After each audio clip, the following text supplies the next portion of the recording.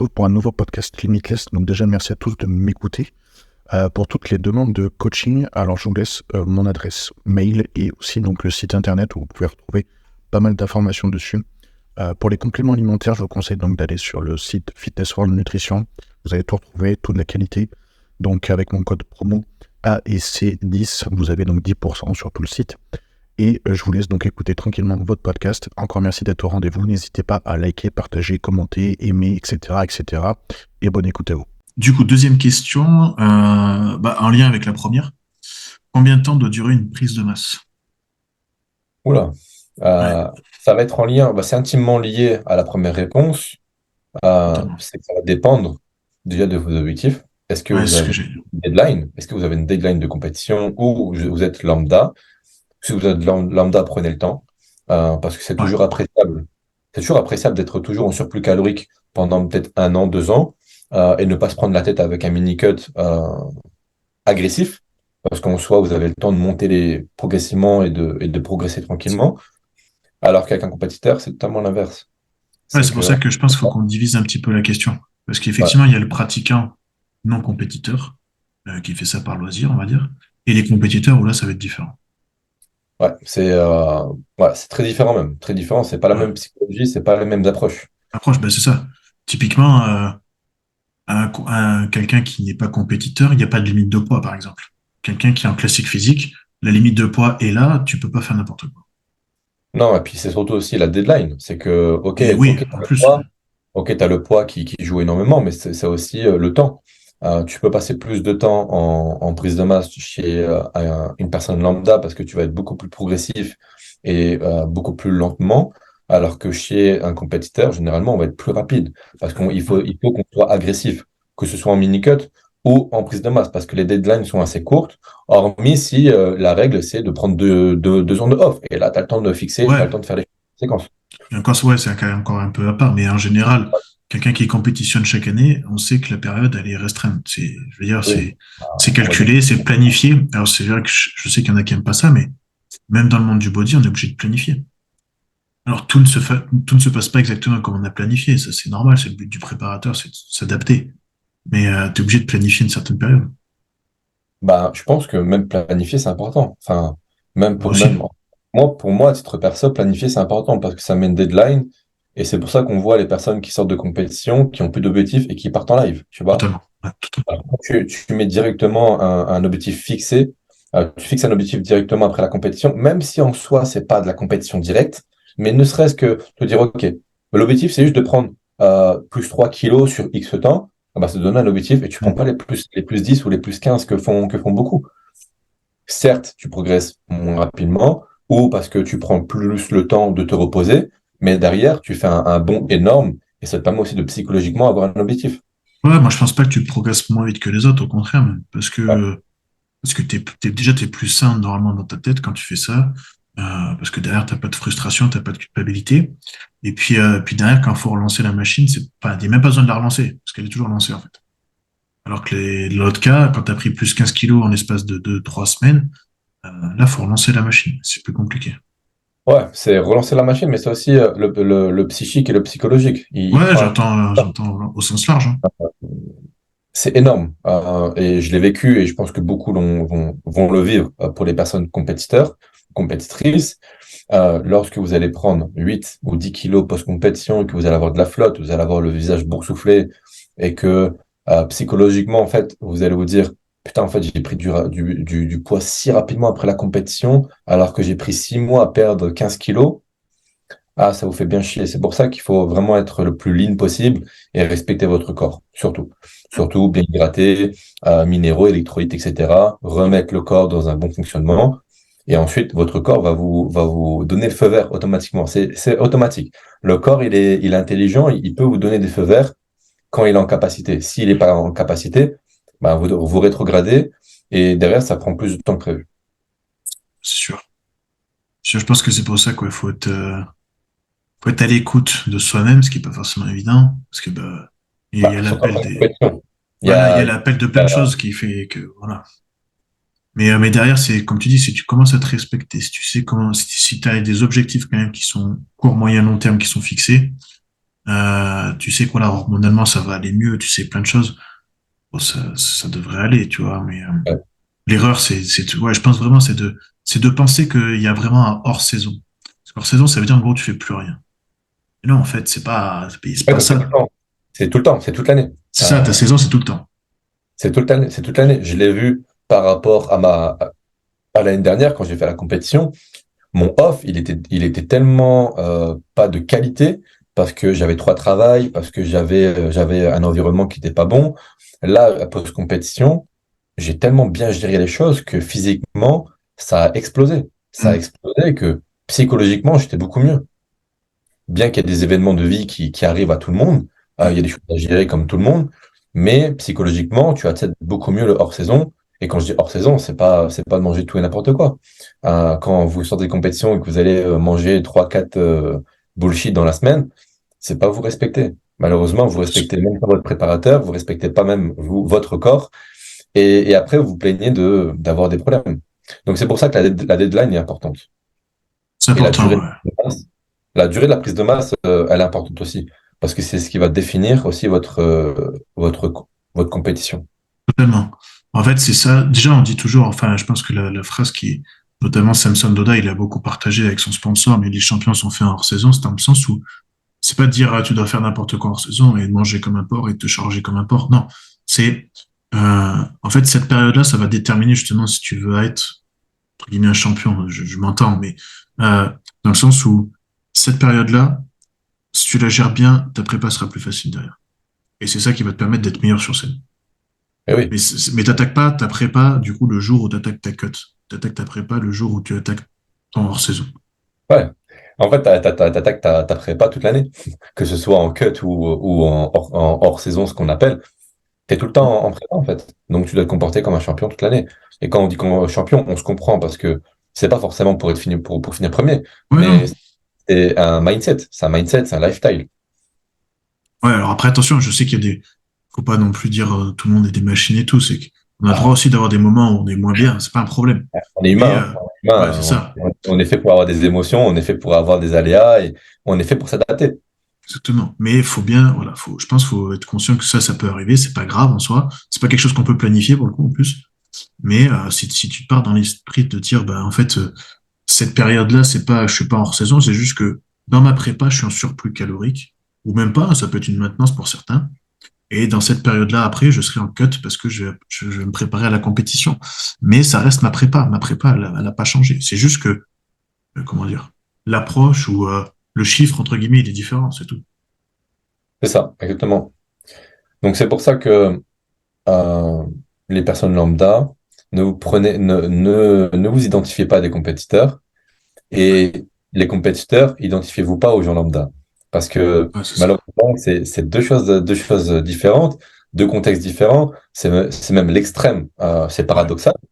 Donc, compétiteurs, agissez comme des vrais compétiteurs, mindset de mindset de champion, ce qu'on appelle à l'heure d'aujourd'hui, mais juste un mindset où vous êtes en paix avec vous-même et votre objectif. c'est Si votre ça. objectif c'est d'être pro ou de faire du classement, agissez comme tel. Si c'est la passion parce que vous aimez vous dépasser, vous aimez aller sur scène sans forcément prétendre à quoi que ce soit, agissez comme tel également. Pour les personnes lambda, agissez dans le bien-être et la santé de vos objectifs et ne vous prenez pas la tête avec des détails qu'on prend en compte pour les compétiteurs. Ouais, exactement. Au final, il y a des choses qui sont pas comparables. Mais c'est très bien de passer à ça parce que on l'a vu, mais moi je l'ai fait. Donc, de toute façon, je veux dire, là, je blâme personne, c'est que tout le monde est passé par là. En tant que pratiquant de base, juste comme ça, loisir, on va dire, ouais, même si la passion est très importante, mais de, justement, ne vous calquez pas sur les pros, ou enfin, sur les compétiteurs. Parce que moi, au début, c'est ce que je faisais, c'est ce qu'on nous apprenait à faire dans les salles, hein. C'est tu fais ta prise de masse, tu fais ta sèche, tu fais ta prise de masse, tu fais ta sèche. Mais en gros, tu faisais ça 2 fois dans l'année. Sauf que ça te permet pas de progresser en plus. Pas T'as pas assez. tant de qualité. Tu peux pas fixer de la qualité, tu peux pas Exactement. fixer de la quantité, même si tu tournes sous GH, etc. toute l'année. Malheureusement, le corps est bien fait. T'as Et pas le temps, t'as pas le temps. Ouais. il faut du temps. C'est pour ça que, à titre perso, j'ai pris 1 an et demi de off. 1 an et demi de off où on a pris le temps de fixer du muscle, on a fixé beaucoup de muscle même là, et on prend le temps de se remettre en compétition. No stress. Et je pense qu'aujourd'hui, on est trop dans le rush de la compétition, en pensant que parce qu'on fait beaucoup de compétition, on a plus de chances de gagner. Alors oui, il y a un côté politique, mais n'oubliez pas que c'est aussi une question de chance. Être là au bon moment et Oui. faire le job au bon moment. Si les juges vous aiment bien, vous allez gagner, et si vous aiment pas, vous gagnerez pas. Et Ouais, puis tu ça, sais, des fois, faut pas s'entêter, c'est pas ton année aussi, tu vois. c'est ça, c'est ça. C'est pas grave non plus en soi. Puis voilà, il y a des planètes qui doivent s'aligner. Je pense que c'est ça qu'il faut comprendre. Il y a des planètes qui doivent s'aligner. Ton environnement, ton boulot, ton ci, ton là, tout ça doit s'aligner. Et puis, bah, des fois, c'est pas grave, ça s'aligne pas. C'est l'opportunité pour mieux faire la chose d'après. Ouais, et puis c'est surtout aussi les compétiteurs, généralement ceux qui veulent faire du résultat, euh, ou ceux qui prétendent faire du résultat ne font pas les choses en amont. C'est-à-dire que l'année, ils ont du stress, etc. Chose qui est OK. Mais à un moment donné, il y a des personnes qui sont faites pour ça. Et ils ont la vie pour. Et tu as des personnes, ils n'ont pas la vie pour. Et c'est OK. Mm. OK. Mais il y a des personnes, ça prendra plus de temps et d'autres personnes où ce sera plus rapide. Ouais, mais tu vois, il y a même un truc bête qui me vient à l'idée, tu vois, c'est que il y a certaines personnes, même en, justement, ce fameux hors-saison, même s'ils veulent avoir la vie pour, ils veulent se donner les moyens pour, tu vois, il y a des choses, ils y pensent pas quand ils sont en surplus calorique en période de hors-saison. Le truc bête, c'est juste d'aller voir un masseur ou un kiné toutes les X semaines pour travailler sur un déséquilibre. Ou pour travailler, je sais pas moi, enfin peu importe, mais pour éviter les blessures, juste ça, juste éviter les Eh blessures. oui, eh Bah, oui. du coup, déjà, ok, tu vas mettre ça en place en prépa. C'est trop tard, hein. Le mal, il est fait avant. Et c'est Eh pas quand oui. tu vas commencer à être en déficit calorique que ça va tirer de partout, que le mec, il va être magicien, il va te changer quelque chose. Malheureusement. Et ça tu vois, j'ai fait l'erreur en préparation, c'est que j'allais toutes les 2 semaines me faire masser. Chose qui est bien, tu vois, parce qu'au Ouais. final, tu prends quand même l'initiative de le faire. Ouais. Mais en hors saison, je le vois la différence sur mon physique. Je fais du drainage lymphatique, je Ouais. fais des massages des tissus, je fais tout, de la cryo, etc., pour justement améliorer mon off et de pouvoir gagner du temps sur ma saison. Ouais, c'est Et ça. ça, c'est toute l'année. Et malheureusement, les gens ne pensent pas que le body coûte cher. Pour eux, ils pensent que la passion amènera le résultat. Mais malheureusement, quand tu souhaites faire du résultat, encore une fois, c'est s'investir dans tous les domaines possibles et inimaginables du bodybuilding. Et ça coûte très cher. C'est pour ça qu'il y a beaucoup qui n'y arriveront jamais, parce qu'il n'y a pas les choses en amont. Oui, oui, c'est ça. Bah, du coup, faut être réaliste, quoi. En fait, c'est un petit peu ça.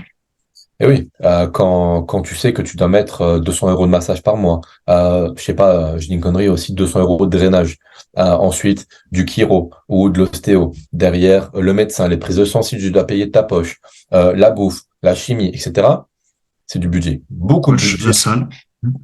La salle, les compléments, etc. Ça coûte très cher. Ça. Donc, prenez le temps, faites les choses en amont, Hum. investissez-vous à hauteur de ce qui est possible pour vous, ne vous ruinez pas pour le bodybuilding Non. et, euh, et fixez les choses, prenez le temps, ne rushez pas le processus et voilà, tout ira bien.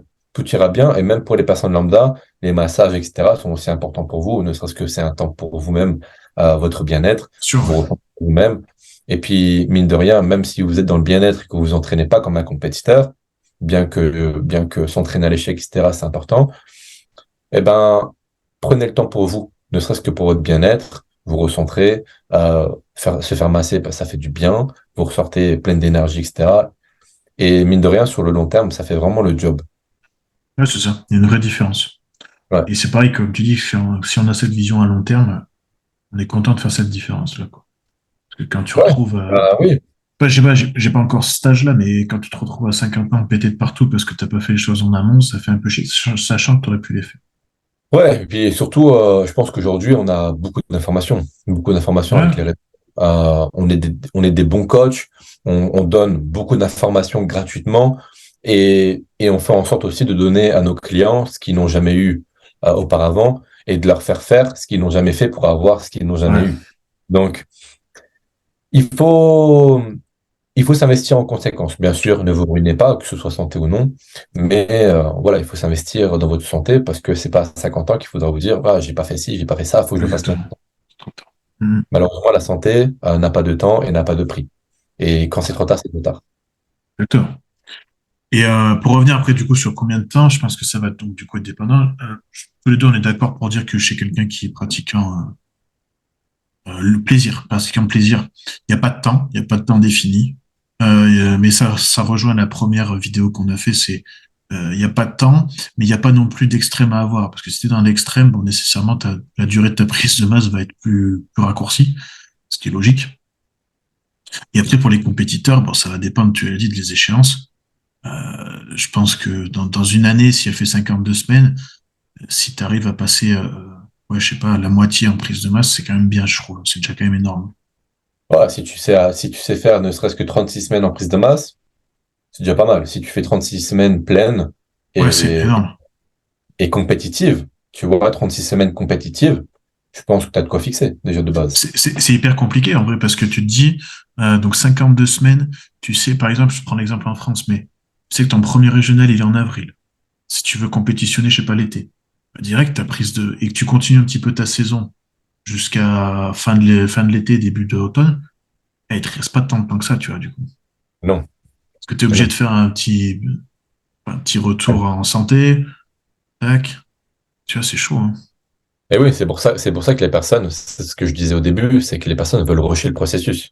Et ils ne veulent pas, en fait, ils ne veulent pas prendre le temps d'être en prise de masse. Je sais que c'est compliqué, hein. Je sais que c'est compliqué Faut l'accepter. psychologiquement d'accepter les choses, mais malheureusement, c'est à ce moment-là où vous allez fixer le plus possible de muscles et garder un maximum de qualité et de densité. Ouais, Que ce c'est ça, la soit, densité musculaire. que ce soit sous chimie ou sans chimie, c'est la même chose. Bah, c'est très simple. C'est en fait le cas inverse de ceux qui rushent le processus, comme tu dis, qui ne prennent pas le temps de fixer les tissus, comme tu dis. C'est très simple. Leur physique repose sur la chimie. Ça veut dire qu'une fois qu'ils arrêtent, tu le vois, ça devient des brindilles.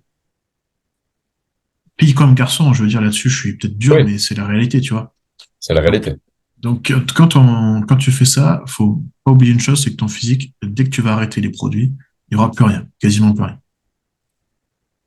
Et c'est éphémère, de toute façon, comme je dis tout le temps, hein, même si les produits font, tu construis du muscle, bien sûr, Ouais, mais il faut pas non plus oublier que c'est un leasing. C'est que quand on est sous chimie, c'est du ouais, c'est leasing. ça. C'est juste C'est de ça. l'allocation.